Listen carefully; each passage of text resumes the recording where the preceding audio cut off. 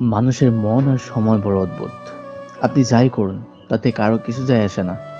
যতক্ষণ আপনি নিস্তব্ধ থাকবেন, যতক্ষণ আপনি নিজের ভেতরে আটকে থাকবেন, সবাই আপনাকে শান্ত মানুষ বলবে, আপনাকে পছন্দ করবে।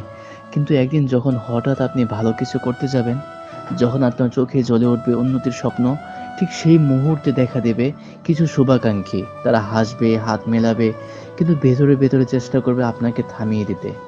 আপনাকে নেতিবাচকতায় ভরিয়ে দিতে। এরা আপনাকে বলবে, "এটা হবে না, তুমি পারবে না, তুমি ভুল করছো।" তাদের চোখে থাকে ঈর্ষা, মুখে থাকে পরামর্শ, আর অন্তরে থাকে প্রতিহিংসার বিষ। তাই সাবধানে থাকুন।